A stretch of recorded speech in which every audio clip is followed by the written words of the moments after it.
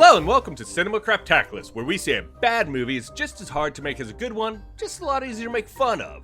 This is Dave, and with me are my uncrappy co-hosts, Stephanie and John. Just in time for our collective return to the danger zone with Top Gun Maverick, the Cinema Craptaculus Crew is doing a flyby over the original 1986 action classic Top Gun. Top Gun. Here's the rapid recap to catch you up. Rapid recap! Lieutenant Mitchell, codename Maverick, played by Tom Cruise, is, like his name, a maverick when it comes to being a Navy pilot.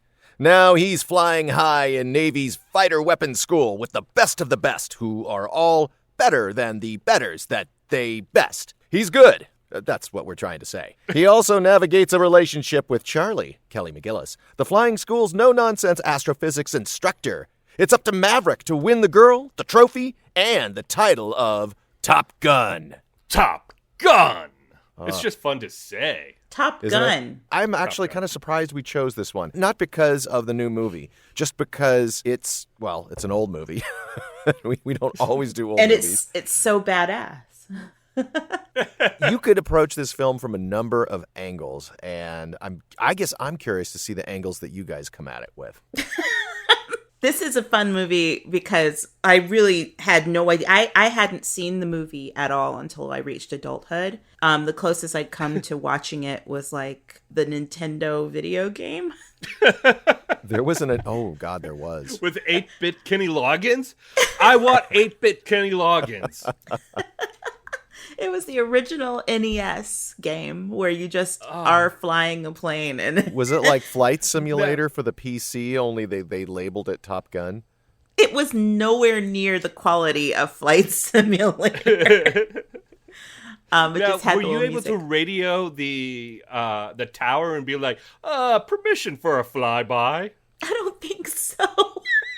That would have been really great. I was going to say, there should be a secret board where you can do that. Like, you unlock something, and it's like, oh, you get permission for a flyby. Yeah. Yeah, maybe there would have Maverick, this is your 8-bit tower. You have permission for a flyby. There may have been one. It's just that I was probably like 8 and didn't know how to play the game. I'll bet if the game took off, they would have done the volleyball. Yes, I bet that would happen. And it would have been like little like cubes playing because it was the technology. I just think this is great that cubes. We've spent like 10 minutes talking about the NES game and not about the movie. I was interested to see if the movie holds up. Like if it's like ridiculously male or if it was, rightfully the number one movie of the summer of 86? That's right. And I think in some ways, I think it does hold up. I was like, it's a kind of a great movie. It does seem like the movie that Michael Bay got every trick from. It's like he studied that movie and was like, you know what? I'm going to steal every one of these camera moves and amp it up by 1,000. Well, don't forget, didn't Jerry Bruckheimer take Michael Bay under his wing? Weren't his films Jerry Bruckheimer productions? Oh, yeah. That's true. There's a whole documentary, I guess, that came out about Don Simpson and his crazy coke-fueled producing days. And now that we he sadly passed away, I don't know when, like a while ago, right? And Bruckheimer's carried on. You can kind of see that Bruckheimer is probably the one that actually made the films happen.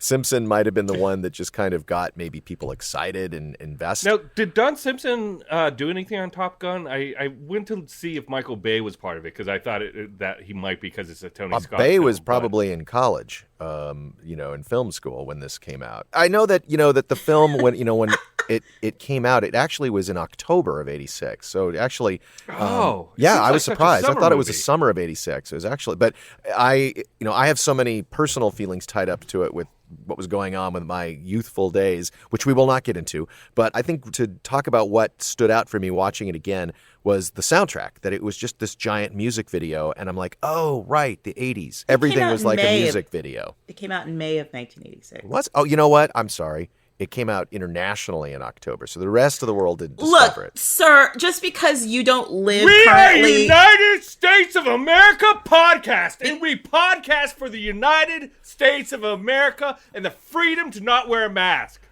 They should have had more British people in that film. There should have been a British pilot. We have to talk about this little Madonna problem that you have now, John, where it's like you live abroad for like a little over a year and suddenly all history of the United States goes out the window, including when movies are released. We didn't have it here until October of 86. It's like, John, were you even out of high school? Were you even in England at the time? My mommy said no. And it's funny because, we're not going to talk about the new one because none of us have seen it. And we're here to talk about 1986 Top Gun. But I was reading like some article about, is the new film, the recruiting poster that the first film was. And I'm like, hell no. You cannot duplicate 1986. You can't duplicate, Ronald Reagan's presidency and that sort of window of, I don't want to say jingoism because that's not really fair, but just sort of, people weren't really fighting with each other. National pride, or it was also like almost the climax of the Cold War. There definitely was a lot of Cold War films coming out back then. The Rambos were popular, Missing in Action and all that. But, and then Platoon came out. This was right before all the Vietnam movies came out. And I think it was the perfect time because I think if it came out a summer later after Platoon and Full Metal Jacket, I don't think it would have done as well. Yeah. Well, let's talk about this movie. Like, so it takes place in the 80s.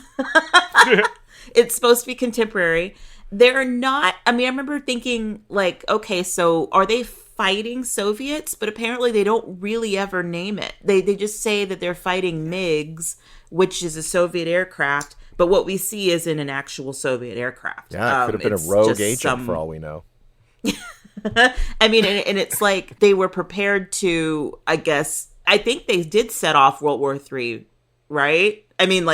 Technically they would have, but they... What is it, like all sides categorically denied the incident ever occurred? That's kind of how they resolved it. Which Iron Man stole. Yeah, they were trying not to be overly anti-Soviet, but, you can read between the lines. I think that the weird part is that Tom Cruise was like 23? And the average age of like a pilot at that level, it was like 32 or something like that. So, and most of those guys I think were pretty young, right? Tim Robbins. He was a hotshot. These were the best of the best going to the school. Of the best. It was like the Hogwarts of the military. It was the Hogwarts. Oh, and Iceman was a Slytherin, of course. Yeah. I guess I would make Anthony Edwards a Hufflepuff. Totally. I think all the Rios were Hufflepuffs except for Wolfman, right? We're Hufflepuffs. And then Maverick, of course, what was Harry's? Gryffindor. And the civilians were Ravenclaw, the civilian contractors. So Kelly McGillis' character, Charlie, was a Ravenclaw. The first thing that jumped out of the film, other than the music, was like, oh, you didn't have to wear a helmet back then when you rode a motorcycle. Like, your hair could just be blowing back, and you're smiling with that big, giant 24-karat grin. And if you get in an accident, game over. But it looks cool. It looks so bitchin'. And he was really hyped, too. They keep showing that sequence over and over and over again when he, drives by is on his motorcycle going past the runway, and he's like, yeah! I'm sure they were on set going, let's film this a couple of times. We can get to 90 minutes. This film is so iconic now. It's hard to even review it as a movie anymore because it's been parodied. It's been kind of ripped off multiple times. Cruise, of course, just parlayed that character into many other films. It was always, his character was the selfish lout who has to put others ahead of himself. And he did that role. He still does that role. But what he wasn't doing back then, other than the motorcycle, was doing the crazy stunts that we're used to now. Oh, absolutely not. He wasn't a Scientologist yet. Oh, so we had fresh pre-Scientologist Tom up on the screen. That's interesting. Yeah. He also, wasn't there a rumor, or maybe it's not a rumor, where they had to shoot it so that he looked tall? Well, I think that's every movie he's in, right? Because there's a scene where he's in the elevator with Kelly McGillicuddy, and she is, they shoot it so she's just a touch shorter than him, and it really the only way you can tell is by the height of the frame of the image, and that's the one place where I really noticed it, where I was like, I think she might be taller than that. Well, that was a reshoot scene in general, because if you notice, her hair was kind of dark and it was up in a hat, and his hair was a little longer too, so that was definitely an insert, probably because they felt they needed to beef up the love story. Yeah. No, probably because they shot the scene and he was like, why do I look 5 inches shorter than her? Let's reshoot this. Right. I didn't know Michael J. Fox was cast in Top Gun as the lead. Yeah. Well, Principal Strickland was. Thank goodness they didn't put his Rio at the end next to him, because it was Tim Robbins. Remember at the end? Yeah, who's like 8 feet tall. Yeah, I mean, God, they couldn't share a frame together.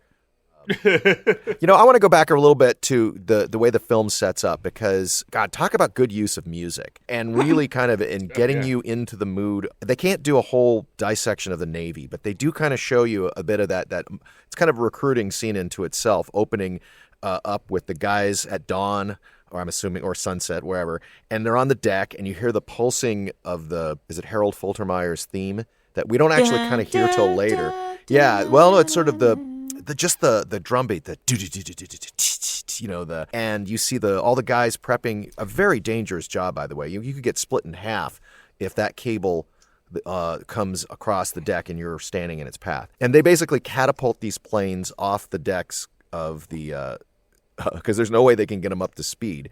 And then they kick in the Kenny Loggins song. Yeah. It's such a great combination of cinematography, editing, and music editing, which, is kind of a hallmark of so many films. But I think this film really, and interesting, the guys had just produced Flashdance before this. So they were kind of cutting their teeth with that. Oh, what a Bruckheimer Simpson. The MTV thing. Like, it was like the same, like, I'm glad you mentioned Flashdance, but it was like Flashdance, Miami Vice, and this, like, we're like, oh yeah, like, we're making music videos, like, we're making the same vibe, and that's. And you could go back even further with Cruise's previous film with Risky Business, which kind of had that as well. But this film takes it to because of the cinematography with the planes. But I just think they do a great job of immersing you in that world. And of course, if you were to watch this film with any Navy person or pilot, they'd be giggling the whole time. Yeah, it's not, When you guys saw this, were you like, as young men in America at the time, were you like, I'm going to join the Navy and start flying planes and landing them on aircraft carriers? on aircraft carriers. No. Well, Dave was a few years younger than me. I was actually almost recruitment age. So my question is, so first of all, to that, I heard that they actually were sending recruiting officers to screenings to camp out outside and be like, hey, you want to join the real Top Gun? Or, whatever. Do you want to be in the Navy and perhaps, clean boats? Fly planes.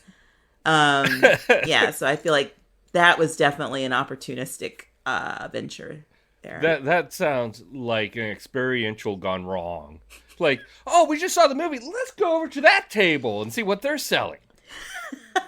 I thought it was just going to be a cardboard cutout standee where I got to take a photo with right, tiny Tom Cruise. Right, and even tinier James Tolkien, What is it with you, Maverick?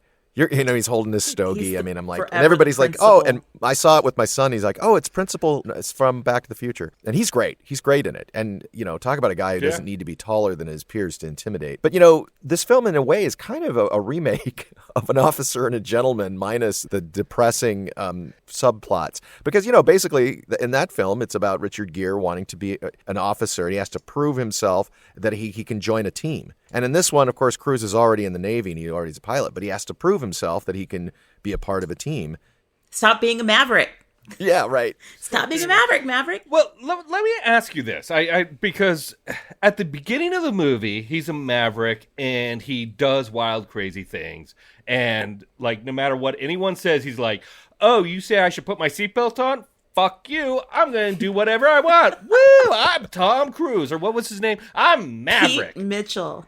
And then in the middle of the film, he's like, I'm a crazy guy. I'll do what I want. I've got good instincts. My partner died. I'm sad now. And then from that moment to, like, near the end of the movie, it's kind of like, maybe you should learn something here. And he's like, yeah, I should. And then the end of the movie is like, you know what? I'm going to do something that everyone's telling me not to do, and I'm going to do it anyway. Look at me. I'm a winner. So he actually did not learn anything he bent the will of the world to learn that just fucking trust me. Did I miss that? Am I reading that right? That's accurate. Okay. He's pitted against I just wanna Iceman. make sure. And Iceman represents order and discipline and obeying the chain of command and being perfect in what you do. And, he's basically... the hero of the movie. He's Rodney Dangerfield from Back to School. He's basically saying, hey, yeah, just do it my way and just be yourself. Which also came out in summer of 86. Right. So. But, yeah, you're right. In the end, I think Iceman's like, hey, Maverick, whatever you got to do to save our ass, fucking do it. Yeah. Yeah, We all bow down to the Maverickness of Maverick. The thing about Iceman that really surprised me was that he was not the asshole of the film. That was Slider, the other guy who was kind of like digging into Maverick all the time. Yeah. And that's one thing I remember. I misremembered about the film is that I always thought Iceman was the asshole, but he is not. He's actually like the voice of reason. Yeah. Because in every scene he says something, he's just like, look, man, I know you're good, and that's great. I think I'm better. But maybe tone it down a little bit, Maverick, because we have to rely on you. And Maverick's like, no way, man, no way. I love her. I love Katie Holmes. Woohoo! He starts jumping on sofas. Yeah. And they're like, no, this is 20 years too flying. soon. 20 years too soon. Yeah. What did you guys think of when we see Kelly McGillis? Okay, my very first thought is, my God, she is way out of his league. And she is so much older. And not like age-wise. When you said Tom Cruise was 23, I was like, oh my God, really? I thought they were the same age. She just seemed so much more mature and capable. Yes. And intelligent. And like, what does she see in this jerk? Why she's selling herself short? Yeah, I know. Well, I mean, I think it's supposed to be like he has this pixie boy next door kind of charm, right? Like she's serious and a career woman of the 80s, and he's a wild boy, like maybe that was supposed to be the appeal. No, you guys are forgetting. you're forgetting his in. He had that up close brush with the MiG, which is what she studied. So she was actually fascinated by his little tall tail, which wasn't tall because Goose had a Polaroid. But, it's like, one day tell me about the MiG. And it's not just about the MiG, but the MiG is a lot part of it. I'm kind of a MiG person. I'm MiG crazy. Mm-hmm. She was MiG crazy. MiG crazy.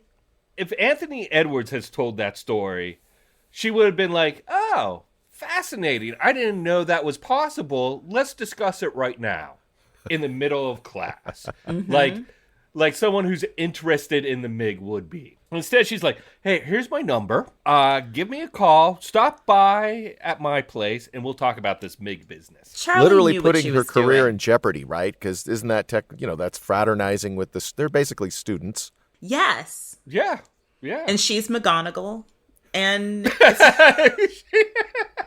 well, she probably looks more like McGonagall now. oh yeah, well they had a whole thing, not for nothing. They had a whole thing about how she wasn't in this sequel that's coming out or that's out now. And her response was like, "Oh, it's because I'm old and I'm fat. They don't want me in." And I was like, "Oh, really? Yeah. Yeah, she was keeping it real. She was like, "Look, I'm not gonna be kid around here. Like, I'm not playing the volleyball." Also, the other female in the film is Meg Ryan. Who? Yeah, Meg Ryan. I'm unfamiliar. Yeah, but not as memorable, I guess. She's Goose's wife. Mrs. Goose. Mrs. Goose. She's Mrs. Yeah. She's Mother Goose. No, I'm kidding, guys. I know who Meg Ryan is. Yeah. Dave looks so serious. He's like, "What?" Well, no, you've it got wasn't that. I knew you were joking. I was just trying to think, like, okay, did Meg Ryan do anything recently that was, like, shitty? And that's what my brain was going through. I was like, was Meg Ryan canceled and I missed it? I was so surprised when she showed up because I was like, wow, this is a small role for her. And I think it might have been one of her first film roles. Did you not remember that she was in the movie? Oh, no, I have not seen this movie since a drive-in in 1986. Her next Wow. film that was kind of a semi-breakout was the one where she met future husband Dennis Quaid, and that was a year later with Martin Short, the one where Dennis Quaid gets shrunk. Inner Space, yeah. And that was Meg Ryan, I don't want to say breakout, but she was definitely kind of up and coming. She was in it. It's sometimes hard to remember that she's in it because everybody just thinks, oh, the blonde is Kelly McGillis. Well, there was another blonde, and again, those were the only women. I think those are the only women in the movie. Yeah, it's true. Yeah, unless you're talking about like the army whores in the bar at the beginning. Oh, right. That bar scene just was so icky Creepiness. to me. Yeah, and the fact that, like, oh God, I've got so much right now. Okay, the fact that they sing "You've Lost That Loving Feeling" as a come on, and like all the guys like get in on it, knowing that he's trying to come on to Kelly McGillis, just felt creepy to me. It was supposed Dave, to be charming. you're so 21st century. Dave's so woke. Well, no, you go back to like what if she didn't? Who wants that? Nobody wants a bar wants. of people singing at you? Well, the way they portray the women in that bar, clearly the women at that bar in 1986 in San Diego. Right before Maverick goes up to Kelly McGillis, Charlie, he makes a bet with Anthony Edwards. It's like, you have to have carnal knowledge of the woman. Not like last time. Oh, and it has to be a woman. Not like last time. On the premises. What happened last? I need the Top Gun prequel because I want that story. Well, Dave, I believe Penny Benjamin plays a major role in the sequel, and she's mentioned in the beginning. We're not talking about the sequel. We're talking about No, but Top maybe Gun. there's a But this- flashback where they youth Yeah. Jennifer Connelly and Tom Cruise. Yeah, like that apparently was the lady who he romanced before he went to Hogwarts. But I don't know if you heard what I said. Like, it has to be a woman, not like last time. I know. Yeah, well, I mean, but that is a clue to Jim- the theme that courses that throughout underrides this whole movie. Top Gun. Yes, the theme here. Hey, Craptaculars, we'll be right back. And now, back to the show. If you talk to anybody in the gay community and about this film, they light up because it is something that, at least in the gay friends I've talked to over the years, it is a film that they just smile at because they think it is one of the gayest films they've ever seen. It's homoerotic. And it's been pointed out, and I think even didn't Tarantino write a monologue in one of his movies where someone dissects Reservoir it? Dogs, but very famously. it's almost accepted that like there's the homoeroticism isn't even something that is tongue in cheek. It really is kind of on display. Well, I think it's the way that men ought to be, frankly.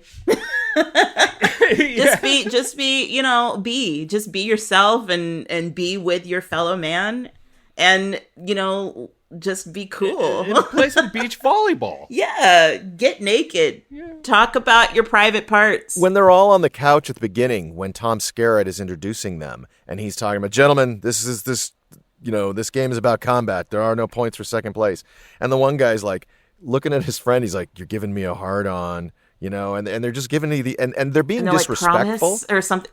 Right. They're like promise or yeah. I mean, I think that was that Hollywood who was doing that. Call Sign Hollywood. I can't remember. I never saw this movie with real guys who were military pilots, but I mean, like, were they nodding their heads going, "Yeah, that's how we talk," or were they like, "What in the hell are they writing?" I mean, okay, so I took a class with Jack Epps, the screenwriter, and he said that, oh yeah, like we were totally just like we were just putting as much in there as we could, and I'm like, okay, that's cool. Like, yeah, I think with a movie like this, any movie, when you're talking about a special kind of way of working. I can't think of words right now. The directors and the writers and everyone producing the film, they fucking make shit up to an extent in order to tell the story they want to tell. Like at the end when they're fighting the bad guys, the guy who's Tom Cruise or Maverick's partner and who flies the back of the plane, I don't know how the Rio work. Was it Hollywood? It was Tim Robbins. Who? It was Tim Robbins. It really doesn't matter. Well, at the end, it was Merlin. Yes. It was Merlin. Merlin's in the back, and he is freaking out. And I think the one thing I know about pilots is no matter what's going on, they're always very cool. Like Hello, this is your captain speaking. We're about to make an emergency landing on the river. Please buckle up. And... Wait, did you just watch Sully? I did. But, it's like pilots are notoriously calm. And I would think you'd have to be in that situation in order to process it. Because that guy was flipping out. He was like Luke Skywalker's Rio in Empire Strikes Back. Wait, was it that R2-D2? Dak. Dak, yes. No. I know, not the first movie. I'm sorry. You're saying Empire. Yeah, you're right. It would literally is like, my plane is on fire. I will be ejecting in 3, 2, 1. Yeah, I mean, you're bringing up a great point. And, the way they shoot those scenes, it's like they're all, they're all on green screen. But it's funny because they're so animated, all of them. I actually thought the effects were tremendous. Yeah. I never once thought of a green screen. I couldn't imagine to get these flyovers from these jets must have been so expensive, and spent so much time on the phone going, okay, so can we fly over Nevada? Yes. Okay, let's do that. And if we could get 1,000 cameras to get it.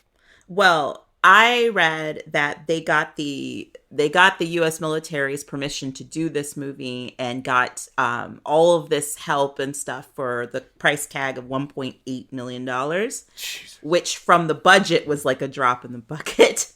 But they were able to get all that permission, and I think that the military was able to do it, and the Navy was able to go over the script and change things they didn't want, including how Goose died, which... I mean, I don't know if they changed how Goose died, but they definitely looked at how Goose died because they wanted to make sure that it was, not from incompetence. Well, the whole notion of them being in each other's jet wash is totally thrown out the window at the beginning, because literally he gets so close to the MiG that he's like, 3 meters away, upside down, inverted. Physically, there's no way that could happen, but we go with it. Because it's, We go with it. Could you imagine if one of them ejected right at that moment and just blew Just out into the other. Yeah. Canopy to canopy. Some of the girls I knew that liked this movie, everybody liked the soundtrack, so we'd all listen to it at our cassettes. In our all the people who had cool cars like VW convertible rabbits would be blasting it. And I remember a lot of the girls really did love the love story. And I remember there was so much talk about the way Tom Cruise and Kelly McGillis kissed each other in that. Ew. Oh my God. There was so much tongue. Berlin song in the background with a lot of tongue. It's like, what are they, transforming into lizards? Like, what's happening here? It looked like the Queen Alien's little mouth coming out. The xenomorph. And eating. Yeah, the xenomorph eating Kelly McGillis. It was so disturbing, and there was so much silhouette.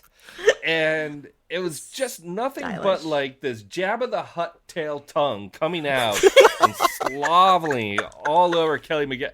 It was disturbing. Do not move to San Diego. You will get renal failure, and you're going to be salt deprived, and you're going to be licking anybody that has sweat on them. That's very and specific. they sweated so much in this movie. Everybody was spitzing. I don't understand how that works. I know, these guys are in class, and there's just like a fan. I'm sorry, in 1986 they had air conditioning. Why are these guys living in 1920s? The old Royal Brigade Air Force. Here we are. We have fans. Air conditioning has not been invented yet. The Fly Boys. And right during the volleyball scene, Tom Cruise, Maverick is like, "Oh, I gotta go meet my girl," and he just jumps on his bike and goes over to Charlie's house. Oh, the smell. And when sand. he gets there, he's like, "Oh, I'm so sorry I'm late." And she's like, No problem. And he's like, you mind if I use your shower? Have you ever walked into someone's house, just walked in and been like, "Hey, you mind if I use your shower?" Yeah, she's got a full spread with Riesling and everything, and he's like, "I'm just going to take a shower." At least she said, "No, you're not." Yeah, I know. That's what I liked about her character throughout the whole movie. She really was intellectually better than Tom Cruise, and they were set out to prove it at every scene. Well, Yeah. you know, I say one of the best things about the love story is the way they kind of build it up, because you know they're going to get together, but they build it up to an argument, which is kind of cliche now, but at the time, at least maybe I wasn't seeing it a lot, and they get in this big feud, and then he huffs off on his motorcycle and swaggers, and I can't hear you, and turns on the motor, and then she chases him in her little 1950s Porsche Roadster, breaking all the speed laws and running through intersections. And then he's like, Jesus Christ, and you call me reckless? I'll have you know. And then he totally defends his flying. And then she's just there to say, dude, I just want to say that I'm in awe of your flying and I want you. and then they go right into the sex scene. I thought it was a great little, it was ridiculous, but it's the good kind of ridiculous that you can only really do in the 80s. Yeah. Yeah. I like that too. I was relieved to see that she was sort of, you know, she was her own woman and she kind of could do everything. She was, yes, he was cute, but she wasn't like completely, No, she silly busted his woman. balls in class because she didn't want people to know that she had, was developing a crush on him. I respect that. Yeah. He did follow her into the ladies' room though at the beginning, which was super creepy. Do you think that the film, I can't remember what kind of reviews it got. I'm sure Pauline Kael, people like that probably were, decrying its jingoism in the Reagan era. But do you think that the film is a good example of patriotism done right? Right, meaning like this is a good patriotic movie? Or do you think it's not really patriotic at all? It's really just about talented guys who do dangerous things and some fall in love and some die? I think it's B because they made a very strong effort to never name who the hostiles were. Like they never said what they were doing or where they were from. So they might as well have been fighting aliens. But like I think that it was sort of like I think B is what the legacy of it is, even though it did show up during Reagan's Cold War and it was sort of this aggrandizing of military might, which in retrospect we can look back and say, yeah, that was pretty transparent. But I think that the story itself was just to say, hey, let's make like a movie about these cool guys who do something cool that not a whole lot of people can do. And it's about, the enemy is within. The enemy is not really outside. The enemy is Maverick's Maverickness. Yes. Which is never defeated. Yeah, it's never defeated. It's integrated. I agree with that 100%. I think because I never see this movie as an American war movie or propaganda film. I think Rocky 4 was more propaganda than I will this movie. break A bit. him. Yeah. And I think this movie is more about Tom Cruise and his eventual casting as the cocky guy who is self-centered and has to change in a dangerous field of work. Yeah. Like this could have been oil rigging. This could have been race car even driving. Goose dies. It was from something bartending. else. It was selling bartending. cars. Yeah. It was bartending. But it was also the start of Tom Cruise becoming the person that we know as a guy who he does a project and learns everything about the craft of that particular expertise in real life. He learned to fly after Top Gun. He did Days of Thunder, and he learned to actually drive and raced cars alongside Paul Newman. He actually learned to bartend. I mean, there's plenty of actors that sort of invest themselves in training to sort of be authentic, especially in sports movies. But I feel like it's sort of Tom Cruise sort of became like the prototype for the guy that really adapted the role, almost like took the character and like ingested it as part of him and then lived part of that. You know what I mean? Without the problematic nature of being like method. Like, I don't think he was that. Yes. I think that I agree with what you're saying, John. Like, he is probably the last generation of actor, maybe perhaps the last actor right now who would count as a movie star who actually does that stuff without it being like, I'm going to be a jerk because I don't think he walked around trying to be, the bartender from Cocktail. I think he was like, I have to learn how to actually bartend, and that was a cool thing to do. But then he kind of drops it. But throughout, he's still just Tom Cruise. It's very rare that he strays from being Tom Cruise. What a lot of the actors, like the stuff that I hear about now is like, a lot of actors have to learn how to do CGI fighting. They're like, okay, we start training, and you know what that means? That means you got to bulk up, and then you got to start doing fight training with somebody, like CGI green screen training. Either you're in a rig, or you have sword play, or you have to. I mean, I don't even know if they have to learn how to ride horses anymore. Like, I mean, sometimes they do, but most of the time they get everybody to do CGI fight training. That's all you do now. It's really stupid. Or as I like to call it, miming. Did you guys spot all the supporting people? We mentioned Tim Robbins. There was what's his name? Who's the guy? Tom Skerritt. One of the guys. I think he's the guy at the beginning. Who's the guy that he rescues off the edge? Cougar. Cougar couldn't hang, man. Actually, I don't know. That was not a quote. That's was he from Boston? Talking. He's like, I have a kid, and I almost offended him. I almost offended them in the parking lot. But I think he went on to do. He directed like that movie, The Deep Blue, with Paul Walker. It was I know what you're talking about, the Surfer Girl movie. Yeah, I think he was a director and did some TV. Blue Crush. That was it. I think that was him. Blue Crush? And then the guy there were a couple other guys, but Val Kilmer is very underrated in this film because he just visually is such a contrast to Tom Cruise. He's ice. You mean he's good looking? Well, no, I mean, it's like, they obviously get like two handsome white guys, but every aspect, he just is the anti-Tom Cruise. He's taller, he's got the spiky hair, and he's just got this way of walking. I don't know if you saw him in the shower. It's kind of like... It's kind of like a velociraptor who's stoned. It's true. And I like that idea, what you're saying, that he's kind of like the opposite of Tom Cruise, because his demeanor is also really, excuse the pun, but really cold, too. It's like he's charming because he's a compelling actor to look at in the scenes, but he's not charming in the movie.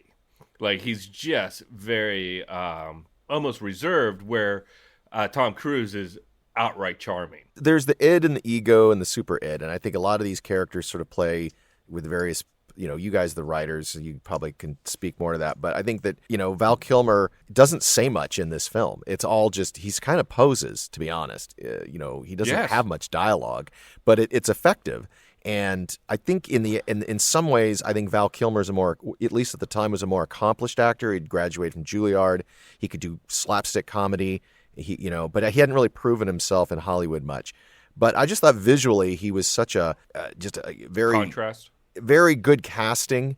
I think that character, if they had cast someone who was a little smarmier or less smarmy, I don't think it would have been a good contrast to Tom Cruise, because Tom Cruise is kind of smarmy too, in a more blue collar way in the film. Yeah, and I think they cast Slider as the smarmy guy, so that for whatever reason, so that Iceman doesn't have to be that. Yeah, Iceman's not he's not doing all that. He's cool as ice, you see. Yeah.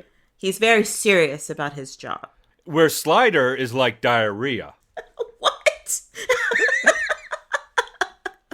He's shitty throughout the whole movie. Remember he says, "Slider, you stink." Like, that's his comeback. Oh, I literally, that is word for word my note. Slider, you stink. That's the comeback? But he's got nothing. He's got nothing after that. Yeah. He just sniffs his pits. My favorite parts of films and TV shows are not when the bad guy gets defeated. It's when the adversaries come together, when the rivals come together. I like that on Lost. You name a TV show where I've enjoyed it. It's always when people who hate each other become, like, the enemy of my enemy is my friend, that kind of stuff. And I love at the end when it's cheesy, but when he says, you can be my wingman anytime. I like that. Or even at the ceremony, when Iceman comes up to him and says, he says, no, in the locker room, he says, "I'm sorry about Goose. Everybody liked it." Yes. He's doing it arrogantly. I like that moment. And I love the moment when Mitchell comes up to Iceman and says, "Congratulations." There's kind of moments where, like, people don't always have to be dicks to each other. And it happens usually when there's no bad guy. Because, you can't really do that with a villain, but you can do that with rivals. Adrian Pasdar was in this movie too. That's right. Pasdar. He was Chipper and Clarence Gilliard was his Rio Sundown, which we have to talk about that. Why was the only black pilot called Sundown? That's like having like a Russian Jewish pilot named Cossack. Or it's just like, what? Did you not know what that meant? Or an Italian pilot named Pizza. Yeah. No, it's not that. It's like pick something that is hostile, like something that is not okay. Well, something tells me the sequel has tried to rectify some of the diversity issues of the 30-year-old original. Wait, what? I think the sequel. I totally spaced out. No, there. the sequel has other people besides white guys. Yeah, the sequel has other people besides white guys. It's true. Yeah. And they also have women pilots. Can you imagine? In Top Gun. Female pilots. Wow. I guess if you want to lose a war, that's one way. Boo. You know, I think they tried to do a sequel to this film for years, and and originally Tony Scott was working on it with Tom Cruise. I don't know if this version coming out is the one that they envisioned, but they did try to sequel it, or at least tried to imagine a sequel. And Tom Cruise just kind of was like, no. Now, of course, anything that's going to pay off Xenu, he'll take the check. Well, I also think, like, the opportunity to fly a jet plane. Yes, because I think they do it for reals. I'm just really scared that Tom Cruise is going to hurt himself. I've got a question. Okay. Is this movie secretly a musical? Because you have the opening scene at the bar. Well, you have the top song, the Kenny Loggins song, Highway into the Danger Zone, that sets the course for the entire movie. We are going to take the highway into the danger zone. Then we have the bar sequence where it's like, you've lost that loving feeling. Well, that actually tells you a little bit about Charlie's character, that she may be so like wrapped up in her work that she has lost that loving feeling, and maybe Tom Cruise is going to like spark that in her. Then you have the volleyball scene, which is very much on the nose. What is it? Very much on the nose. Playing with the boys. Is it playing or hanging with the boys? I think it's or playing. hanging with the boys. Playing with the boys. Playing with the boys. Which is like my soundtrack for when I have Pornhub on, but let's not discuss that. Then you have, what do you have? Great Balls of Fire right before Goose dies in a fiery ball. Plane. Yeah, it's not really a fireball because, but still, it's the happy song, the happy tune that the best friend sings just before he dies. Mm-hmm. Then you have what is the last one? You need to throw in what?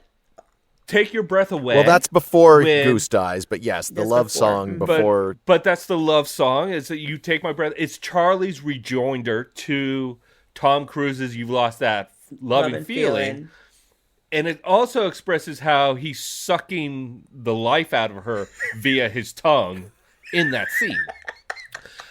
And I feel like there's another one at the end. You could definitely reprise like Danger Zone at some point. You could do that again, and that's the end of the first act or the start of the second. And then my favorite one, and this is just the orchestra getting its due, is when Tom Skerritt was like.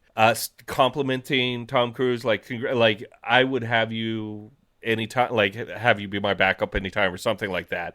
And then the oboe plays the theme, real slow and sad. And that was So what's his name? What is his name? Is it Jester? No. Wait, what is his call sign? Viper. So Viper is like, your dad was a hero. Your dad actually was a hero, and yes, he did it right. I feel like this movie's a musical, and no one wanted to Dave, say I think you're going to actually see this on Broadway. Back to the Future is a musical, for God's sake. Yeah, they made Mean Girls a musical. Yeah, they made Ghost a musical. But this is a movie musical, not like I'm not saying. Yes, they can make this an onstage musical, and I will love it when they have like the jet costumes on, like the old style horse where the legs are at the bottom, and the jet costumes wrapped like around the Flintstones. I can't think of an appropriate image, but it's basically somebody's like, gonna have to sing "Danger," like because it's like that's the big show-stopping number. They'll be like "Highway to the Danger Zone," and everybody's spinning around, and this will be a Broadway musical. And they always have like when they did Chitty Chitty Bang Bang and Back to the Future, they have like the car as an actual car. They will actually have like an F-14 Tomcat, and it'll come out and rise above the audience, and that'll be the cell. And, there's the jet. Phantom of the Opera has a chandelier that crashes. This has a jet, a freaking jet. It's the only open ceilinged theater in Broadway, so that they can have a flyby. So when Goose dies at 6:30 and 9:30, there's a flyby. So when Goose dies, does he like eject directly into the audience? Yes, exactly. They catapult him into the balcony. No! The volleyball scene has real sand, and it's like you get actually the audience gets sand kicked at them. The first row will get sanded. Yes, it's like Rocky Horror Picture Show. Well, doesn't this seem like how like in LA they do those like satire musicals? Yeah, I could see. Yes. I swear someone probably has done it. I'm sure they've done a parody. They did like a parody of Scream. Like they could do a parody of this. And Harry Potter they did a parody of too. And Bob's Burger did Die Hard. That's true. Simpsons did Streetcar. Yeah. Oh, Streetcar. So we talked about a lot of people in the cast with call signs. It seems like we should have call signs for ourselves. I think so too. I mean, I think I already have one for Dave. Call sign Pornhub. I'm sorry. No, I take that back. I don't know. I think like for myself, I thought maybe I could be Marshmallow. Wait, why Marshmallow? Because I'm soft and sweet.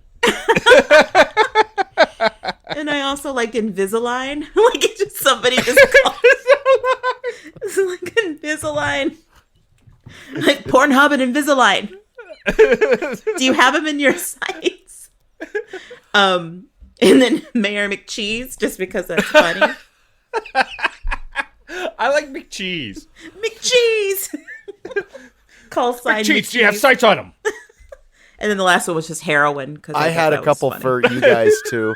Stephanie, I was just going to call you Zoom Call. Zoom Call. Dave, I was going to call you either Shark Bait or Hairball. Because he's got a cat. Awful. Wait, am I the Anthony? Not Anthony Anderson. What's Edwards. Edwards character. But you're Shark Rio. Bait. Shark Bait. You're the Rio who's Shark Bait. Could you imagine if his name was Shark Bait from the beginning? He's like, I don't know about this. This sounds like it's gonna be bad. We do fly over the ocean. You know that, right? Yeah. For myself, there's Expat. Yeah, Expat. I like. Or Mustang. Because, Ford Mustang. That's actually a cool Ford one. Mustang. I like that. Oh, yeah. It would be better if it was like, you just called like the opposite. Like what's not a Ford is a Dodge or something. A Focus. Dodge. Or like a Model T. Yeah. Just Model T. Chevrolet. I mean, Stephanie texted us a couple days ago and was like, hey, we should do call signs. And I still have 0. Maybe that should be your call sign 0. Dave, it's like Mad Libs. Just look around the room. I love lamp. I like lamp. Dave, are you just looking around the room and saying whatever you see? Yeah, how about podcast? It's just like the best part. So the call sign, it's kind of like, because in the movie people had names like Iceman, Cougar, Slider, Viper. Wolfman, and it's like just random shit. So like it could be anything, but what makes it perfect is something that is just so random that you have to keep hearing over the radio over and over and over again. That's why I thought something like toilet. Snuffleupagus. Snuffle a Snuffy. Snuffy. Tide Pod. iPod. No. I'd want mine to be shoot. So that people be like, okay, shoot. Oh, you want me to fire now? Fire. Who's your Rio? Trigger. Oh, it's shoot. What if it like Airplane when it was like Victor, Yeah, Roger, Victor? and over? Should we rate this? Yeah. Are we at a place where we want to rate Top Gun? Cinema Craptaculus ratings. We have a 3-tiered scale here at Cinema Craptaculus. The top tier is Cinema Craptaculus, or in this case, Top Gun. Woohoo! And that's like, go out and see this movie. The second tier is Craptaculus. That's a pretty good movie on a Sunday afternoon, or in this case, Wingman. It can work anytime. The bottom tier is Utter Crap, or in this case, Cougar.